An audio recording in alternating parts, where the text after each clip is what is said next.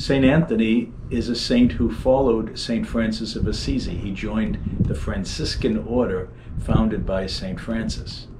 St. Anthony came from Portugal. He lived in the 13th century, but he made his way to Padua in Italy, and he's associated especially with that place.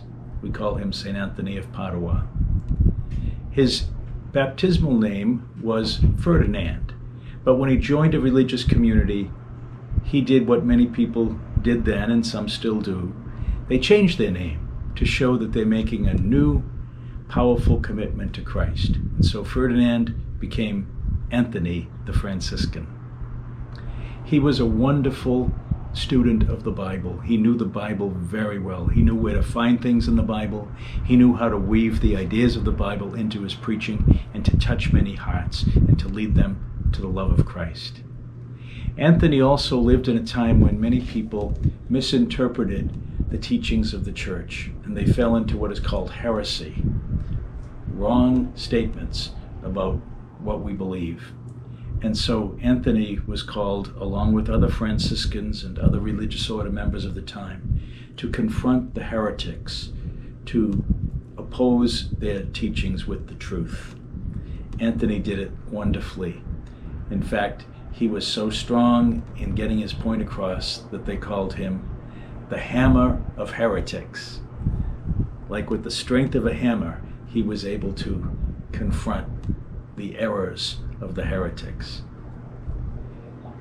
He was so wonderful in his teaching that he was considered a doctor of Scripture. And in fact, Pope Pius XII in the 1900s named him an evangelical doctor, a doctor of the message of truth that's found in the Gospels. He was also noted for his love for the poor, giving them bread. And on St. Anthony's feast day, June 13th, in some places you still find people blessing bread and giving it out as a remembrance of him, as a reminder of how we should live, sharing what we have with the poor. He was very devoted to Mary. He prayed the rosary. On the window in Holy Name Church, he's shown holding the rosary. And one other thing about Anthony, many people pray to him when they lose something. He seems to have been involved in bringing back a lost person to Christ.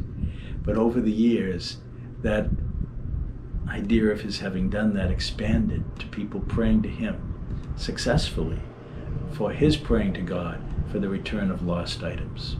So Anthony is a very well-known saint, especially in Italy, but throughout the world. St. Anthony, give us something of your love for the Bible. Help us to understand its message, and help us even more to love Christ, about whom it speaks. The window in Holy Name Church is a gift from the Dramatic Club, which must have been one of the early parish associations back in the late 20s.